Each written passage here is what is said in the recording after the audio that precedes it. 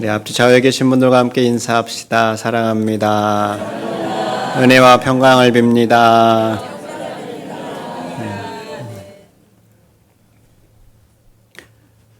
우리가 그동안 디도서 말씀을 계속해서 나누었는데요. 이제 오늘과 다음 주까지로 해서 디도서 말씀을 마무리할까 싶습니다. 그동안 우리는 디도서 말씀을 통하여서 교회가 어떠한 곳인가, 또 성도는 어떠한 사람이고, 또 성도는 어떻게 생활을 해야 하는가, 이러한 내용들로 우리가 말씀을 나누었습니다. 그동안 나누었던 이 말씀들은 어떻게 보면 모두 교회 안에서의 관련된 그러한 것이다라고 이야기할 수 있습니다. 이제 사도 바울은 디도를 향하여서 성도가 과연 교회 안에서만이 아니라 이 밖에, 이 세상에서는 어떻게 살아가야 할 것인가, 이에 대해서 오늘 우리에게 말씀을 해주고 있습니다. 여러분, 성도는 세상 속에서 어떠한 사람으로 살아가야 할까요? 직장에서는 어떠한 모습으로, 학교에서는 어떠한 삶의 자세로, 가정과 이웃에서는 어떠한 모습으로 우리가 살아가야 할 것인가, 이것을 우리에게 질문하고 있죠. 지구촌 교회를 섬겼던 이동원 목사님이라는 분이 교회를 섬길 때 이러한 편지를 받은 적이 있다고 합니다. 교회에서는 신앙이 좋은 사람으로 인정받는 분인데 회사에서는 직원들을 함부로 대하고 조금만 마음에 들지 않으면 사람을 쉽게 내보냅니다. 이러한 모습을 보면서 교회가 말하는 신앙이 무엇인지 혼란스럽습니다. 이러한 내용의 편지를 받은 적이 있다고 그래요. 교회 안에서는 참으로 훌륭한데 교회 밖에서는 그렇지 못하다라는 거예요. 왜 이러한 모습이 나타나는 것일까요? 그것은 우리 안에 이원론적인 사고가 있기 때문에 그렇습니다. 이원론적이다라는 것은 신앙생활과 우리가 살아가는 일상생활을 서로 이제 분리해서 생각하는 것, 바로 이것을 이원론적 사고라고 합니다. 주일날 함께 모여서 예배하고 또 교회 안에서 봉사하고 혹은 전도하고 하는 것들은 하나님을 위한 일이라고 우리가 생각을 하고, 예배당을 벗어나서 우리가 밖에서 생활하는 것은 하나님을 위한 일이 아니다, 이렇게 우리도 모르게 생각하는 것이죠. 그런데 과연 진짜 그렇습니까? 성경이 말하는 바는 그렇지 않습니다. 고린도전서 말씀을 보면 너희가 먹든지 마시든지 무엇을 하든지 다 하나님의 영광을 위하여 하라 라고 말씀하고 있습니다. 무엇을 하든지라는 것은 교회 안에서만이 아니라 교회 밖에서 사회생활을 할 때에도 하나님의 영광을 위하여 하나님을 기억하며 살아가라라는 것이죠. 처럼 성도가 살아가는 삶의 자세는 교회 안이나 교회 밖이나 동일하고 한결같아야 됩니다. 그렇다면 성도는 사회생활을 어떻게 살아가야 할 것인가? 오늘 우리에게 말씀해 주시는 바를 우리가 귀 기울여 듣기를 원합니다. 먼저 첫 번째로 성도는 세상 질서에 순종해야 합니다. 1절의 말씀입니다. 너는 그들로 하여금 통치자들과 권세 잡은 자들에게 복종하며 순종하며 모든 선한 일을 행하기를 준비하게 하며 라고 말씀하고 있죠. 이 복종하는 것이나 순종하는 것은 비슷한 말입니다. 이것을 반복해서 말하는 것은 통치자들이나 권세자들에게 복종하는 것이 성도와 믿지 않는 사람을 구분하는 중요한 특징이 되기 때문에 거듭 말하고 있다라고 이해할 수 있습니다. 실제로 이 그레데 섬의 사람들은 믿지 않는 사람들은 그들이 가지고 있는 특징이 무엇이었는가? 불순종과 순종하지 않는 것이 그 특징이다라고 1장에서 우리에게 말씀해 주고 있습니다. 그래서 성도는 그들과 다르게 통치자들과 권세 잡은 자들에게 순종해야 한다라고 성경이 말하고 있는 것이죠. 이 통치자들과 권세 잡은 자들이라고 할 때 이것을 오늘날로 우리가 적용해서 생각해 본다면 우리가 살아가고 있는 국가 권력이나 또 국가가 제시하는 여러 가지 제도나 질서들이라고 이야기할 수 있습니다. 우리는 왜 이러한 국가 권력이나 제도에 순종해야 할까요? 로마서를 보면 위에 있는 권세는 모두 다 하나님께서 주셨다라고 말씀하고 있어요.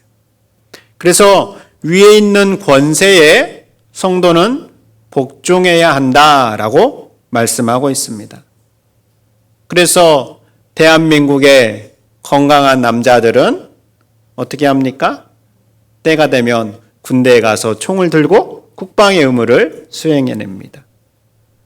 또 작게는 우리에게 세워진 여러 가지 사회적인 질서, 신호등 앞에서 빨간불이면 어떠한 사람이 없어도 기다렸다 가는 것, 또 나라에서 정한 세금도 정직하게 내는 것, 바로 이러한 것들이 성도의 합당한 모습이라고 할 수 있습니다. 그러나 우리가 기억해야 할 것이 있습니다. 국가의 명령이 항상 절대적인 것은 아니다라는 거예요. 국가의 명령이 하나님의 뜻에 어긋나는 것이라고 한다면 우리는 어떻게 해야 됩니까? 국가보다 더 위에 있는 하나님의 명령에 순종해야 하는 것이죠. 이것이 사도행전이 우리에게 보여주는 모습이기도 합니다. 사도행전 5장에 보면 이러한 내용이 있어요. 이르되 우리가 이 이름으로 사람을 가르치지 말라고 엄금하였으되 너희가 너희 가르침을 예루살렘에 가득하게 하니 이 사람의 피를 우리에게로 돌리고자 함이로다. 베드로와 사도들이 대답하여 이르되 사람보다 하나님께 순종하는 것이 마땅하니라. 이렇게 대답을 하고 있어요. 당시 로마의 사람들이, 로마의 통치자들이 사도들을 향하여서 이렇게 이야기를 한 겁니다. 너희들 예수 그리스도를 전하지 마. 이렇게 이야기를 합니다. 예수 그리스도를 전하는 것, 복음을 전하는 것은 하나님께서 원하시는 뜻입니다. 그러니까 예수 그리스도를 전하지 말라고 하자 베드로와 사도들이 어떻게 대답을 합니까? 사람보다 하나님께 순종하는 것이 마땅하다. 사람 말을 듣는 것보다 그보다 더 위에 있는 하나님께 순종하는 것이 합당하다라는 겁니다. 이처럼 성도는 국가가 세운 여러 가지 질서와 제도에 순종해야 하지만 그러나 예배를 금하고 또 복음을 전하는 것을 막는다면 그보다 더 높은 권위인 하나님의 뜻에 맞게 순종해야 합니다. 바로 이것이 성도가 이 사회에서 살아가야 할 모습이다라고 할 수 있습니다. 두 번째로 성도는 사람들과 평화를 이루며 살아가야 합니다. 2절 말씀 보세요. 아무도 비방하지 말며 다투지 말며 관용하며 범사의 온유함을 모든 사람에게 나타낼 것을 기억하게 하라 라고 말씀하고 있어요. 이 2절 말씀을 가만히 보면 하지 말아야 할 것 2가지와 해야 할 것 2가지를 말씀하고 있습니다. 하지 말아야 할 것은 무엇입니까? 비방하지 말며 다투지 말며 라고 말하고 있죠. 비방이라는 것은 상대방을 헐뜯고 말하는 겁니다. 성도는 다른 사람에 대하여서 헐뜯거나 악하게 말해서는 안 된다라는 거예요. 설령 상대방이 나에 대해서 악담을 퍼붓고 억울한 일을 당하게 하더라도 그 사람이 나에게 하는 것과 똑같은 말로 동일하게 대응해서는 안 된다라는 겁니다. 물론 쉬운 일은 아니지만 그래도 이것이 성도가 취할 모습이다라는 거예요. 가끔 우리가 칼에 베인 상처는 시간이 지나면 아물고 아무렇지 않게 됩니다. 그러나 누군가의 말로 인하여 생긴 마음의 상처는 우리가 경험해 본 것처럼 쉽게 아물지가 않아요. 오랜 시간이 지나도 마음의 상처로 계속해서 남아 있습니다. 그래서 성경이 이야기하는 거예요. 비방하지 말아라. 또한 성도가 하지 말아야 될 것은 다투지 말라라고 말씀하고 있어요. 이것은 다르게 말하면 평화를 추구하라라고 이해할 수 있습니다.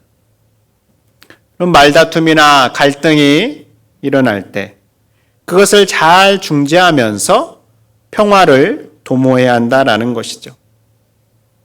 그렇다고 평화를 추구한다고 해서 옳지 않은 일에 대해서도 입을 다물고 있으라 이러한 것은 아닙니다. 옳지 않은 일에 대해서는 적극적으로 목소리를 내면서 평화를 이루는 것, 바로 이것이 성도가 해야 할 진정한 평화의 모습이다라는 거예요. 반면에 성도가 해야 할 두 가지는 관용과 온유라고 말하고 있습니다. 관용은 너그러운 마음입니다. 어떤 사람의 죄나 약점에 대해서 그 사람을 그냥 용납하는 자세를 뜻합니다. 상대방이 실수하거나 잘못했을 때 그 사람을 함부로 판단하거나 정죄하지 않는 태도, 바로 이것이 관용입니다. 우리는 살면서 실수나 잘못을 할 때가 있어요. 아마 실수하지 않는 사람이 없을 텐데 그때 우리의 마음에는 어떠한 마음이 드는가? 내가 실수하거나 잘못한 것에 대해서는 상대방이 그냥 좀 이해해주고 나를 좀 잘 받아주면 좋겠다라는 그러한 기대가 있습니다. 반면에 상대방의 실수에 대해서는 우리가 이해보다 판단하고 정죄하려는 마음이 앞설 때가 있습니다. 바로 이러한 모습을 주님께서 아시고 우리가 상대방을 용납하면서 관용을 베풀라라고 말씀하고 있는 것이죠. 또한 성도가 해야 할 두 번째는 온유입니다. 온유는 성령의 열매 가운데 하나예요. 마음이 부드럽고 행동이 친절한 것을 뜻합니다. 그래서 온유는 부드럽고 행동이 친절하기 때문에 힘이 없이 참는 것처럼 보일 때가 있어요. 그러나 참다운 온유는 무엇인가? 하나님께서 일하실 것을 믿기 때문에 내 손으로 해결하지 않고 기다리는 것입니다. 그래서 이 온유에 대하여 박영대 목사님은 이렇게 설명을 해놨어요. 아무리 사소한 일이라도, 아무리 악하더라도 도저히 인간적으로는 용서가 안 되는 일을 당했다 하더라도 하나님께 맡기고 우리의 방법으로 처리하려고 하지 않는 태도, 바로 이것을 온유라고 말합니다. 이것은 이러한 예가 될 수 있을 것 같아요. 직장에서 억울한 일을 당했을 때 우리가 취할 수 있는 여러 가지 방법이 있을 수 있습니다.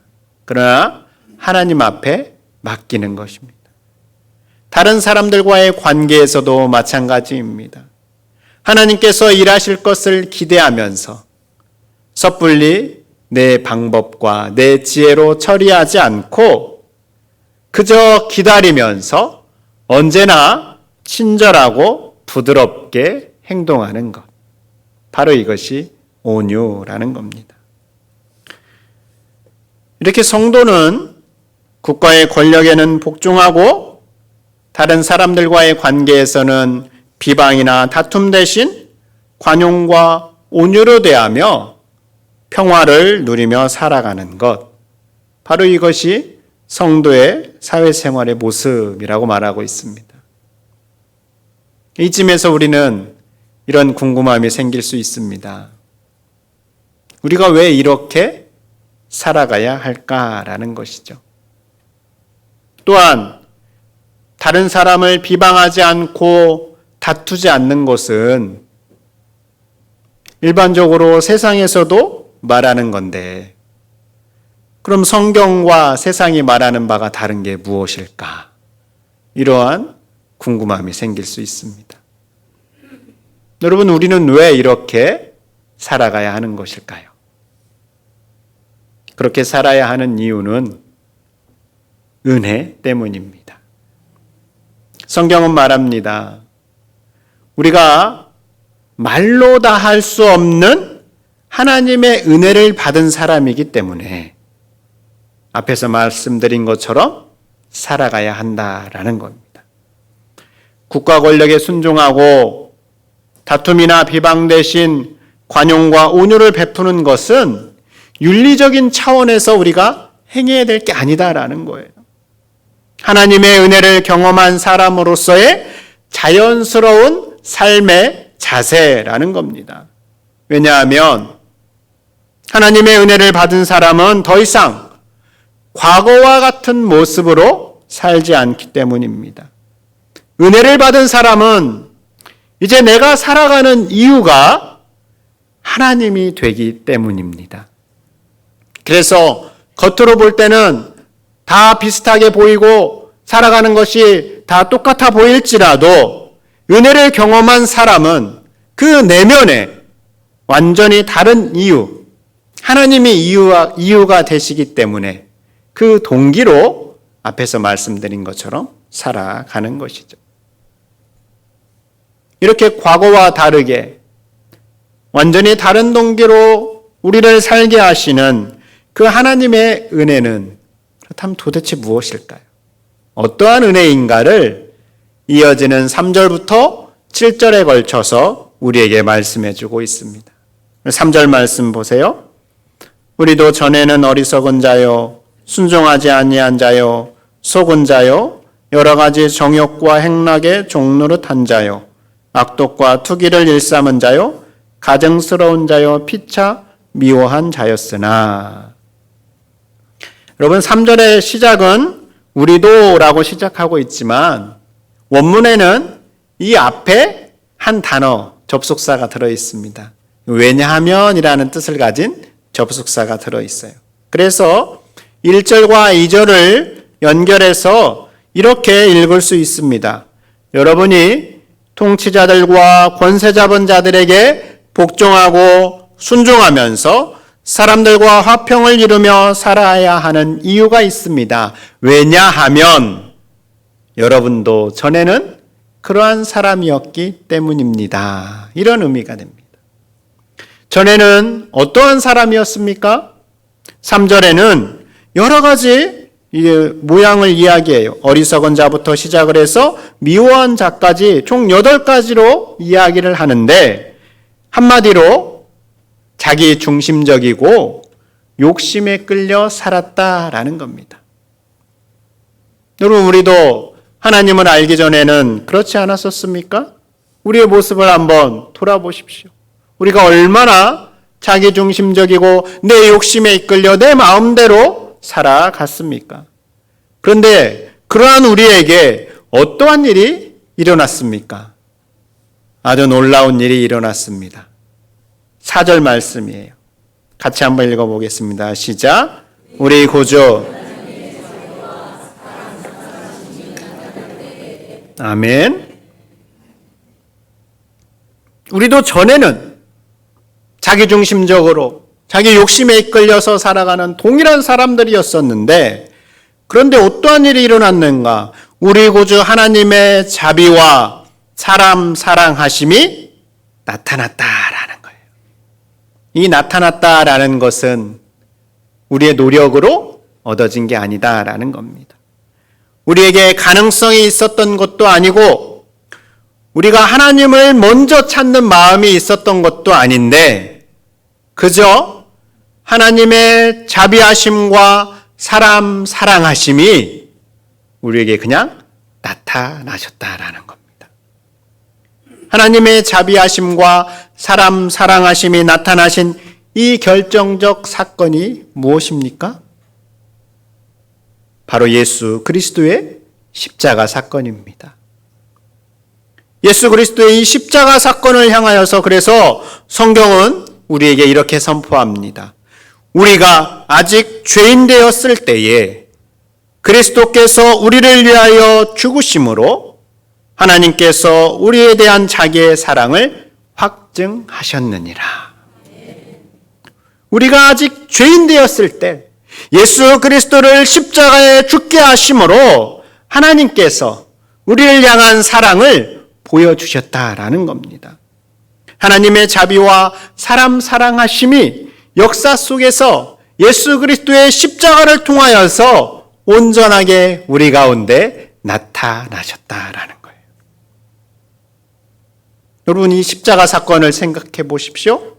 하나님께서 그저 우리 가운데 찾아오셨습니다. 하나님께서 우리에게 먼저 손을 내밀어 주셨습니다. 우리가 하나님께 간 것이 아니라 하나님께서 먼저 우리 가운데 육신을 입고 이 세상 가운데 오셨습니다. 바로 이것이 바로 복음이고 하나님의 은혜입니다. 우리에게 먼저 찾아오신 이 하나님은 그 구원을 어떻게 이루어가고 계십니까? 5절 말씀을 보세요. 우리를 구원하시되 우리가 행한 바 의로운 행위로 말미암지 아니하고 오직 그의 긍휼하심을 따라 중생의 씻음과 성령의 새롭게 하심으로 하셨나니. 아멘. 자, 우리를 구원하시되 어떻게 구원하셨다라고 말씀하십니까? 우리가 행한 바 의로운 행위로 말미암지 않았다. 여러분, 우리가 가끔 구원에 대하여서 이렇게 오해하는 분들이 계십니다. 내가 구원받을 만한 어떠한 모습을 해야 구원을 받을 수 있지 않아. 나는 제대로 살아가지도 못하고 교회 안에서도 어떤 행동을 제대로 못하는데 어떻게 구원을 받겠어? 이렇게 생각하시는 분들이 있습니다. 그러나 성경은 어떻게 말씀하십니까? 우리의 구원은 결코 우리가 행한 바 의로운 행위로 말미암는 게 아니다라는 거예요. 우리의 구원은 어떻게 시작됩니까? 오직 그의 긍휼하심을 따라 이루어진 것입니다. 하나님의 긍휼하심, 하나님께서 죽을 수밖에 없는 우리를 바라보시면서 불쌍하게 여기시고 안타까운 마음으로 먼저 손을 내어 미시고 우리를 건져주심으로 바로 구원이 이루어진다라는 겁니다. 그래서 우리가 자랑할 게 없는 거예요. 그래서 모든 것이 은혜이고 하나님의 선물인 것입니다. 이렇게 우리를 구원하신 하나님은 우리를 그대로 두지 않으십니다. 중생의 씻음과 성령의 새롭게 하심으로 우리를 빚어가십니다. 이 중생의 씻음이라는 것은 무엇일까? 이것은 우리의 신분을 새롭게 하시는 것입니다. 이전에는 어둠의 자녀, 마귀의 자녀, 죄의 종노릇 하고 있던 우리를 중생의 씻음이라는 예수 그리스도를 영접함으로 얻게 된 중생의 씻음의 사건을 통하여서 하나님의 자녀로 우리의 신분을 바꿔 주신 것입니다. 그래서 과거와 완전히 결별하고 새로운 삶을 살아가게 하십니다. 또한 성령의 새롭게 하심이라는 것은 우리로 하여금 새로운 삶을 살아가게 하시는 역사를 말합니다. 성령의 새롭게 하심이라는 것은 우리가 예수님을 믿게 되므로 날마다 새롭게 변화시키는 삶을 살아가게 하는 것. 바로 그것을 성령의 새롭게 하심이다라고 말합니다. 그래서 전에는 누가 조금만 건드려도 내가 욱하며 화를 냈었는데 성령의 새롭게 하시는 사건을 통하여서 내가 참게 되는 거예요. 나를 미워하는 사람을 위하여서 나도 동일하게 미워하는 마음으로 그 사람을 바라보았었는데 이제는 그 사람을 이해하며 하나님 앞에 기도하게 되는 겁니다. 전에는 내 욕심만 생각하면서 내가 원하는 대로 살아갔었는데 이제는 하나님의 뜻이 무엇인가? 이렇게 조금씩 묻게 되는 것. 바로 이것이 성령의 새롭게 하시는 역사라는 겁니다. 이 일을 이루시기 위해서 하나님께서 우리에게 행하시는 일이 있습니다. 6절 말씀이에요. 같이 읽어보겠습니다. 6절도 시작. 우리 구주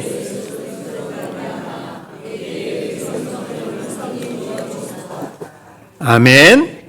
자, 우리 구주 예수 그리스도로 말미암아 우리에게 어떻게 하십니까? 성령을 풍성히 부어주신다. 아멘.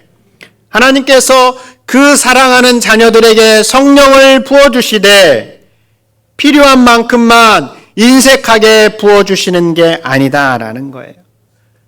풍성하게 부어주신다라는 겁니다. 우리 엊그제 금요기도에 참석하신 분들은 느끼셨겠지만 하나님께서 그 구하는 사람들에게 성령의 은혜를 얼마나 풍성하게 부어주시는가 우리가 경험해 보셨습니다. 이처럼 하나님께서는 그 사랑하는 자녀들이 하나님의 뜻을 따라 살아갈 수 있도록 성령을 풍성하게 넘치도록 부어주신다라는 겁니다. 우리는 그 풍성한 성령의 역사로 하나님께서 원하시는 모습으로 살아가는 것이죠. 하나님께서 우리 가운데 이렇게 성령을 풍성하게 부어주시면서 궁극적으로 원하시는 목적이 있습니다. 오늘 결론의 말씀인데요. 영생의 소망을 가진 상속자로 살아가게 하는 것입니다. 여러분 7절 말씀 보세요. 우리로 그의 은혜를 힘입어 의롭다 하심을 얻어 영생의 소망을 따라 상속자가 되게 하려 하심이라. 아멘. 여러분 상속자라는 것은 아버지의 것을 이어받는 사람입니다. 우리를 구원하셔서 영원한 생명을 누리는 상속자가 되게 하는 것. 바로 이것이 하나님의 궁극적인 목적이라는 거예요. 여러분, 우리는 결코 이 땅에서의 삶이 전부가 아닌 사람들입니다. 하나님 나라에서 영원한 생명을 누리며 살아가야 할 사람들입니다. 그 영생을 누리는 상속자가 되게 하는 것. 바로 이 일을 위하여서 하나님께서 우리 가운데 성령을 풍성하게 부어주신다라는 거예요. 우리는 그 성령의 풍성한 은혜로 말미암아 영생의 상속자를 바라보면서 이 땅에서 때로는 손해를 보더라도 정직하게 살아가는 것입니다. 우리를 비방하는 사람을 위하여서 축복할 수 있는 것입니다. 내 힘과 지혜로 복수하지 않고 하나님께 맡길 수 있는 것입니다. 왜냐하면 우리의 소망이 이 세상이 아닌 영원한 하나님의 나라에 있기 때문에 그렇습니다. 하나님께서 준비한 영원한 기업을 이어받을 사람이기에 그 소망으로 눈앞의 이익보다 하나님의 뜻을 선택하며 살아가는 것입니다. 성도 여러분, 오늘 우리는 성도의 사회생활이 어떠해야 하는지를 나누었습니다. 이제 예배를 마치고 우리는 우리의 삶의 자리 세상으로 나아갈 것입니다. 그러나 오늘 말씀을 통하여 우리는 알게 됩니다. 교회 안에서와 세상에서의 우리의 삶이 동일해야 한다. 우리가 이 동일하게 살아갈 수 있는 근거가 어디에 있습니까? 우리는 영생의 소망을 가진 상속자이기 때문에 그렇습니다. 그래서 하나님은 우리가 이 세상 질서를 존중하고 사람들과 화평을 이루며 관용과 온유를 실천하며 살아가기를 원하십니다. 이것은 단지 윤리적인 이유가 아니라 하나님의 은혜를 깊이 경험한 사람의 합당한 모습입니다. 이렇게 살아가는 우리의 모습을 통하여서 하나님은 복음이 드러나기를 원하십니다. 이런 하나님의 마음을 시원케 하는 사람, 하나님의 얼굴에 미소를 짓게 하는 그 한 사람으로 한 주간을 살아내는 우리 모두가 될 수 있기를 바랍니다. 우리 주신 말씀을 기억하면서 이 시간 잠시 기도하겠습니다. 하나님의 은혜를 경험한 사람으로, 하나님의 은혜를 풍성하게 받은 사람으로서 내가 어떻게 살아가야 하는가? 우리 말씀 가운데 깨닫게 하시고 내게 다가온 것을 기억하시면서 시간 잠시 하나님 앞에 기도하겠습니다.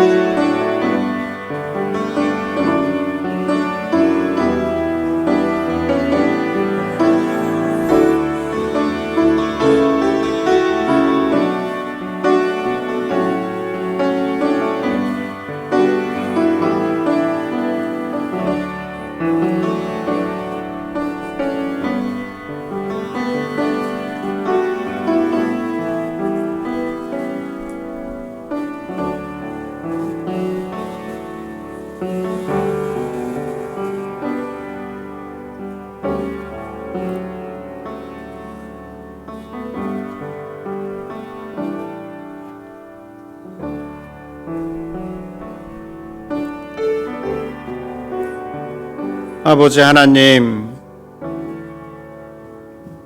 우리가 하나님의 은혜를 경험한 사람의 모습에 합당하게 살아가게 해 주시옵소서.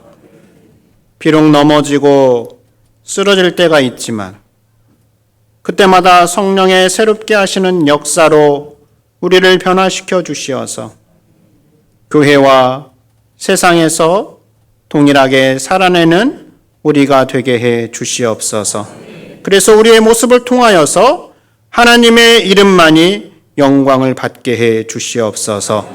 예수님 이름으로 기도드립니다. 아멘.